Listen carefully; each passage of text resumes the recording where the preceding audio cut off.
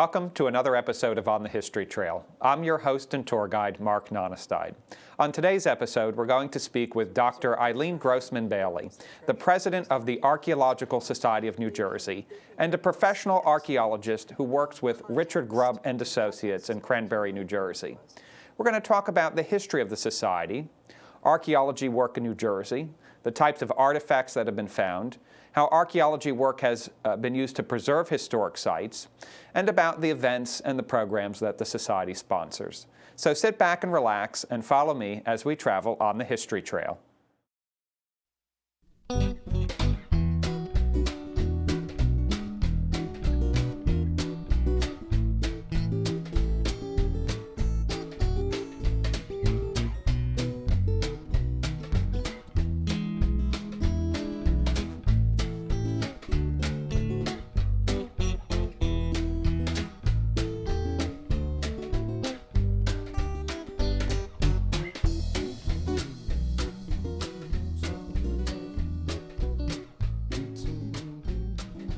Well, Ilene, welcome to the show.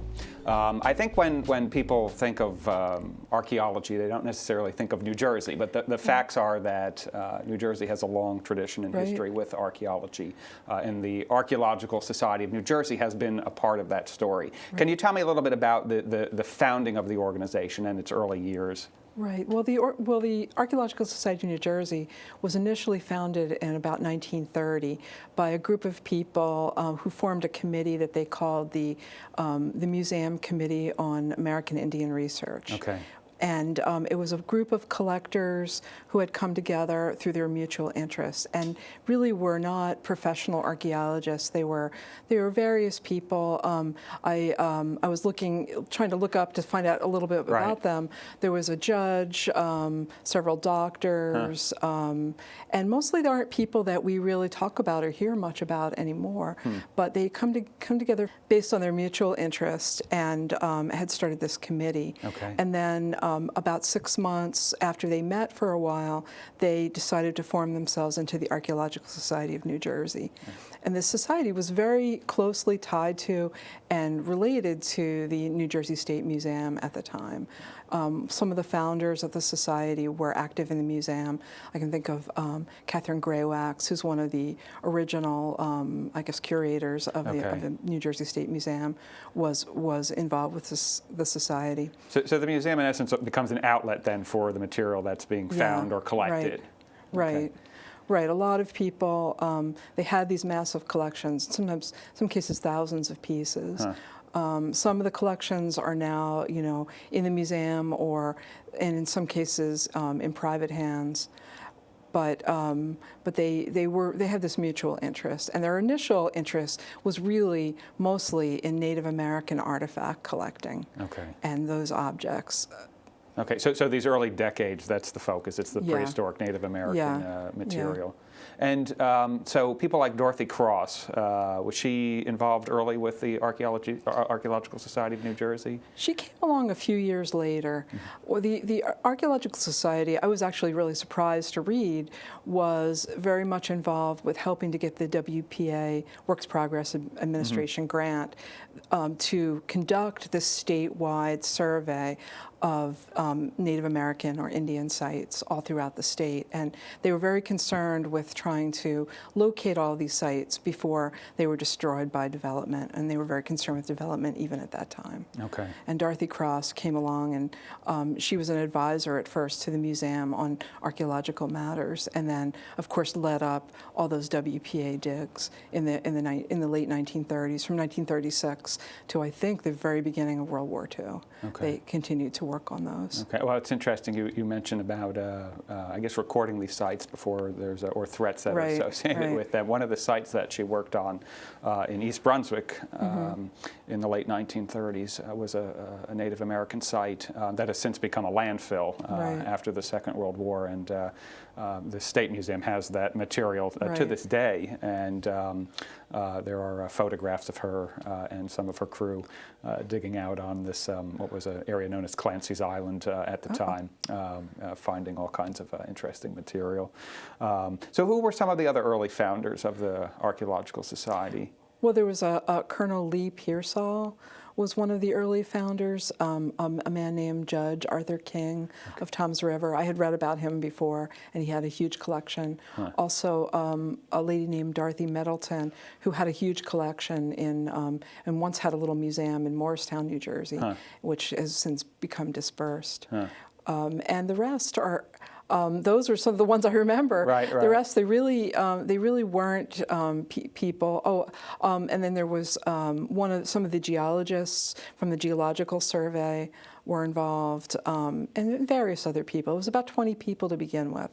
And initially, they met in each other's homes to look at each other's collections. So it certainly wasn't the like PowerPoint presentations that we do nowadays. Right. It was just to get together and talk about things and look at the other person's collections. Okay, so let's talk about today, why archaeology work takes place in New Jersey today. Are there governmental regulations that require archaeology work?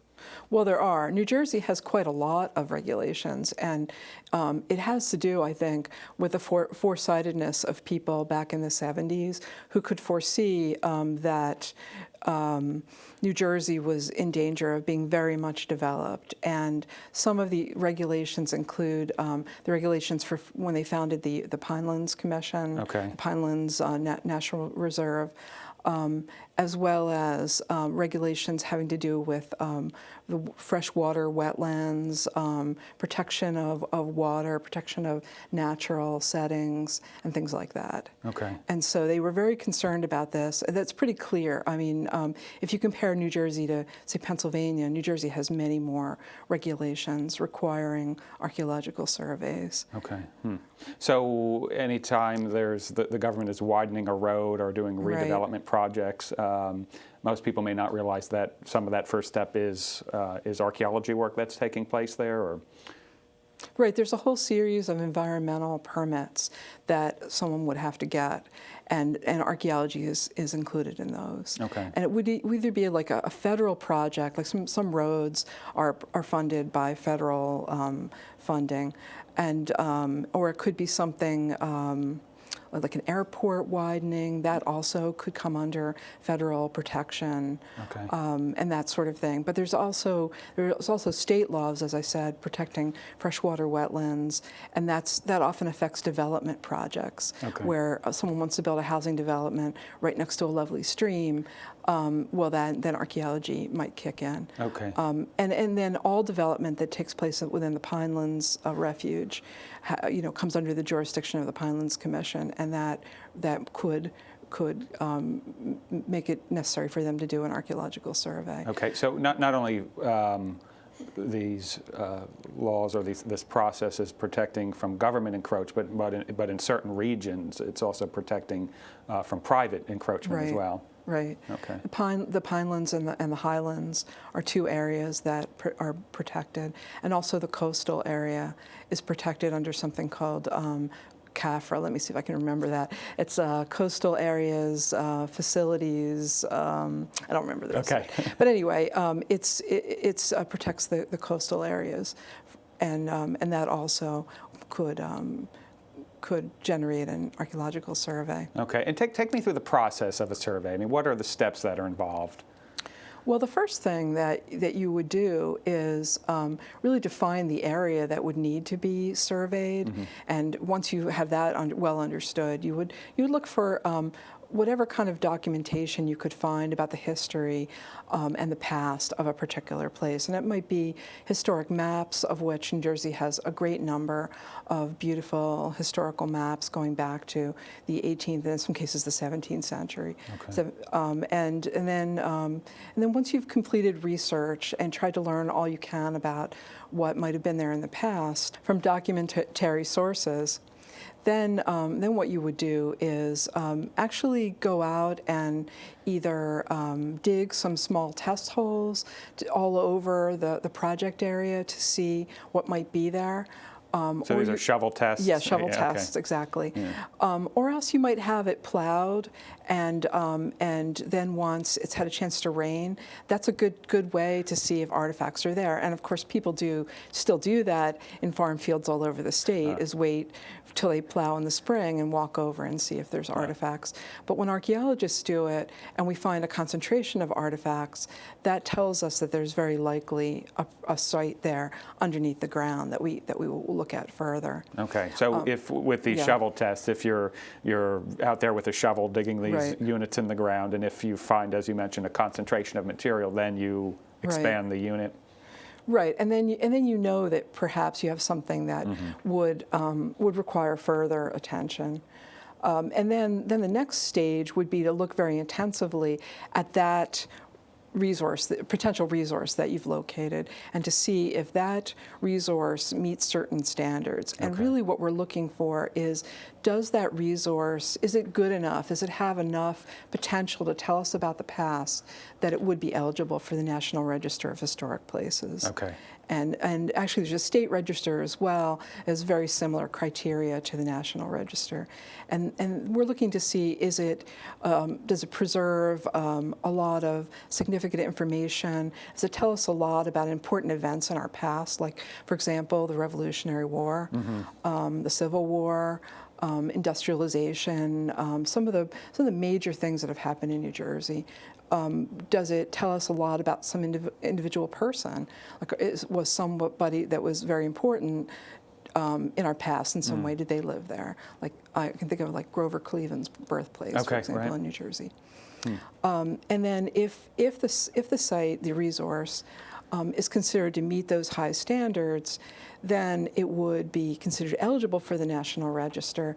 And, well, first of all, our first inclination would be to ask them to try to not encroach on this important resource, to avoid it, to move their project a little bit.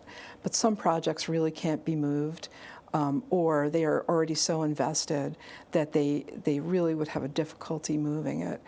And then in that case, we conduct a kind of mitigation, which is a very intensive, what you would think of as an archaeological dig, where you're really opening up a lot of areas, you're looking for things. What we're particularly looking for are what we call features. And those are really like artifacts that are in the ground. And by that I mean the remains of a foundation, a well, a privy, which is like an old-fashioned bathroom, outdoor bathroom. When those things are preserved in the ground, they're almost like treasure troves to archaeologists, because they can give us an excellent context, and context is always really important to us, is that when the things are found together, they tell us a story about the people that lived there and what they did. So it's how the artifact relates to the site to the community and so forth. Right.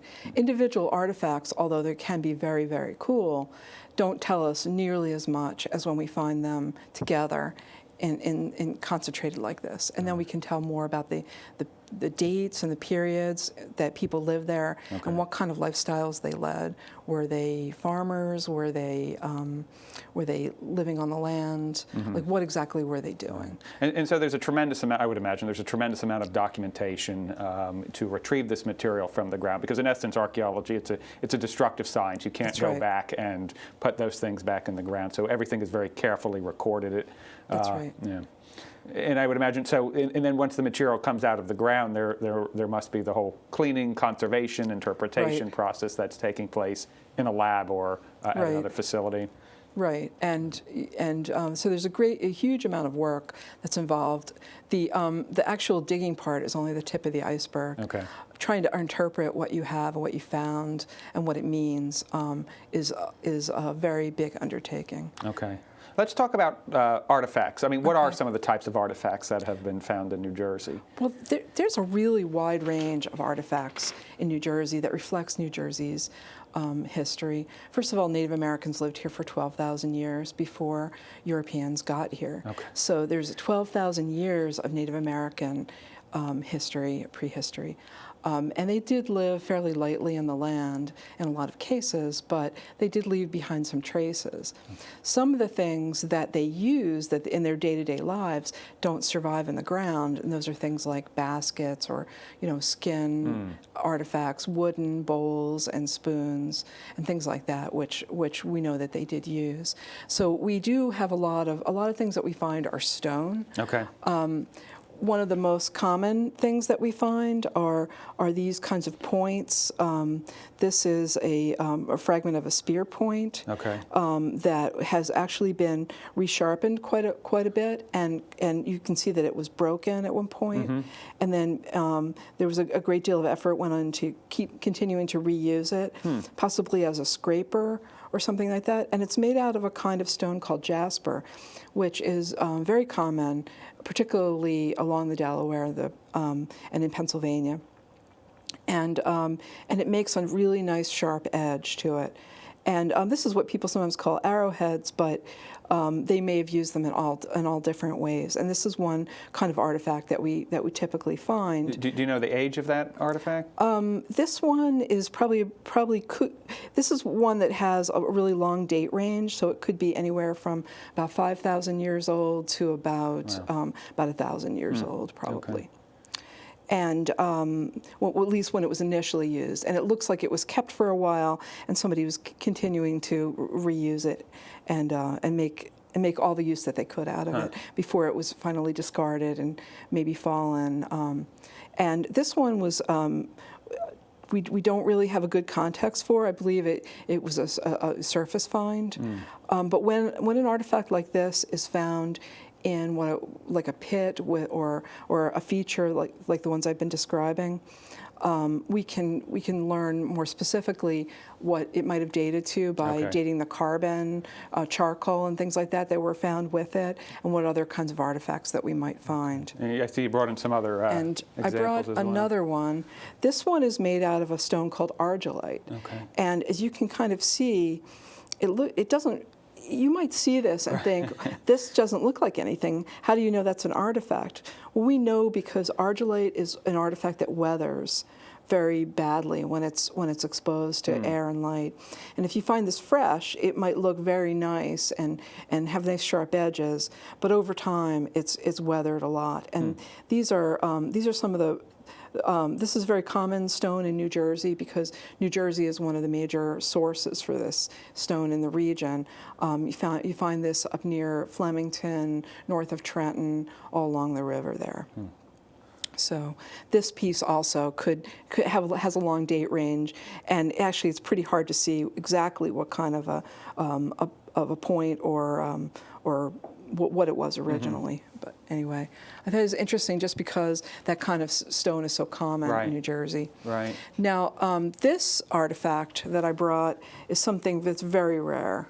And it's, although it may be hard to see exactly what it is, it is a fragment of a stone tubular pipe, which is very rare in New Jersey. And these artifacts were made by a culture that was centered in Ohio about 2,000 years ago. And they had these very elaborate burial customs and these beautiful mounds. I mean, there's the Great Serpent Mound in Ohio, and there's a lot of other things like that.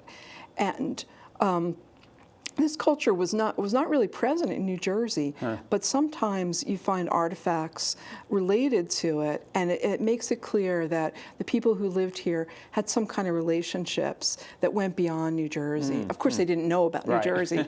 They understood, they related back to people who lived thousands of miles away, and they had trade relationships, and they really moved around. It makes me think sometimes that we think of ourselves as cosmopolitan, because we drive to and from work or something like that. We go on trips to places, but these people were moving around, and they really knew and saw a lot of different people, and they probably used it.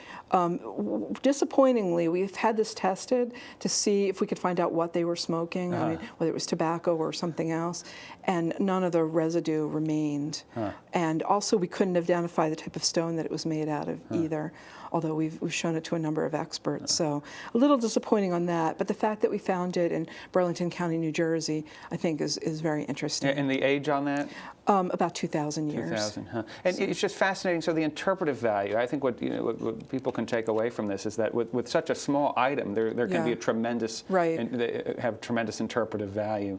Right. If you know what it is, right, and we were pretty sure when we first found it, but we've shown it to a lot of other experts to be sure. And that's the other thing about archaeology that I really should say is that archaeology is collaborative. Sometimes you read in novels. I'm a big mystery reader, and sometimes you read novels that have archaeologists in them, and it seems like they're working alone all the time. Archaeologists never work alone. You're always working with a lot of people. Your reports that you produce, the work that you produce, is always subject to other people reading it and criticizing it and adding to it and taking other things from it. So I think it's important to mention that. So prehistoric material, and then historic artifacts as well, ceramic, glassware, right. I mean all sorts of material, and you brought in an item here. Teacup, fragment of a teacup. I brought this one in. I had a lot of different things to choose from, and most of them were probably too large to bring in. Is that artifacts like this? This is a piece of whiteware that was made after 1820, and this is a fragment of a teacup. And when you find something like this, it tells you that the people who lived in a particular place cared about fine things, that they had access to them, and that they were interested in making a good show, maybe for their friends and neighbors.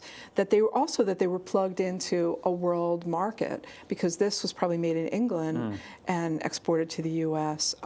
But also the images that are on it. It looks very Jane Austen-like, yes. with the picture there. So this is probably early in the 19th century that this was made. It tells you what they cared about and some of the things that they did. And when we find something like this in a privy or in a foundation, or and by the way, they're usually not in such big pieces.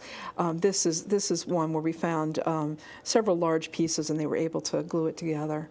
So it tells you that something about what they cared about and how they lived, and that this is somebody, whoever owned this tea set, was not somebody living a rough frontier life. But then sometimes you do find people who otherwise would seem maybe a bit marginal, but who also have fine things. And these kinds of artifacts really tell us what people cared about and who they were. And I guess I should mention that one of the things that I love about archaeology is it gives us the ability to know about people who are not written about in history books. It might be women who are not well represented in history. It might be enslaved people. It might be people who are living more marginal lives, like maybe women who are engaged in prostitution or criminals. All of those sorts of people that we don't know a lot about, we can learn about through archaeology. So, not that this cup was necessarily earned by somebody like that, right. but I think that's one thing that's interesting. Right. So, but as we discussed earlier, the importance of context, the interpretive value of these pieces. So, how has archaeology preserved sites in New Jersey? I mean, has it been a tool with historic sites and the preservation of historic sites? Well, I think it has. I can think, I was just recently reading, the Archaeological Society of New Jersey is going to be having a meeting at the Croft Farm in Cherry Hill in a few weeks, and one of the sites they were able to, the Croft Farm contains a historic site, and an archaeologist, they wanted to put in some ramps and I think ADA compliant ramps and things like that. And the archaeologist was able to go in and find that there were significant deposits in one area, and that there was not much in another area. So was able to show them how they could avoid an area that later might provide more information to them about the history of the site, and then they could put it in a different location. And I think there are other sites that we would know very little about. One of the things is that we do often do archaeology behind beautiful houses, like old houses that are well preserved.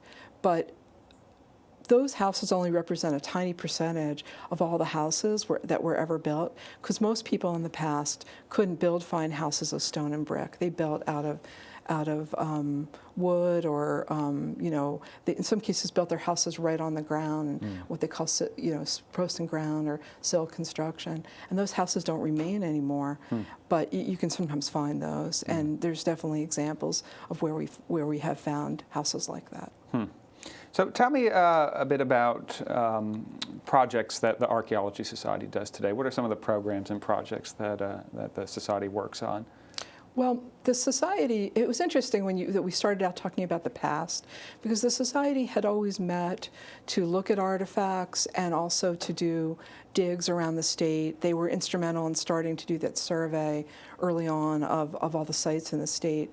Now, because of the nature of archaeology, where a lot of archaeologists work in the state on these compliance type projects that we were talking about, the Society now, I think, gives an opportunity for the public and anybody who's interested in archaeology to learn about these projects where people are finding exciting things. Like recently, we had some people who worked on the dig that they did before they built, well, in advance of the Scudder's Falls bridge replacement over there on I-95 on the Delaware, were able to come and talk about what they did and give people some insights into that. And the other thing that the Society does is participate in digs on a volunteer basis, and we'd like to do more of that. But this year we're going to be assisting Monmouth University in their yearly field school, and volunteers will be coming out to help to add to the information they're able to recover. Right, and so you don't necessarily have to be a professional archaeologist to be a member of the organization. No, and like as when we were founded, the Society is a combination of both people who, well, not just both, but of people who work professionally, like I do.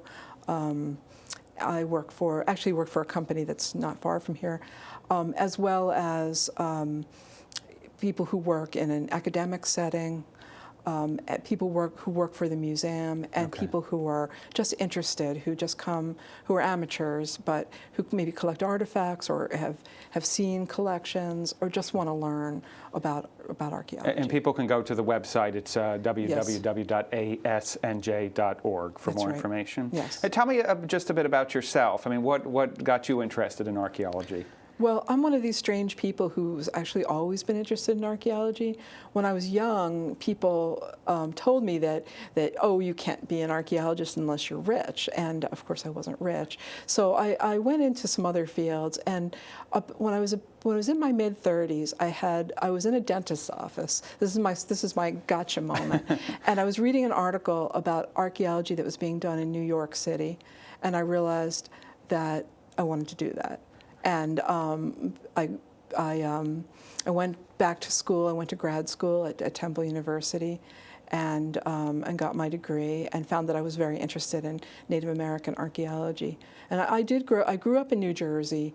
I've been a member of the Archaeological Society of New Jersey for about 20 years now, and have been involved for about 10 years. So.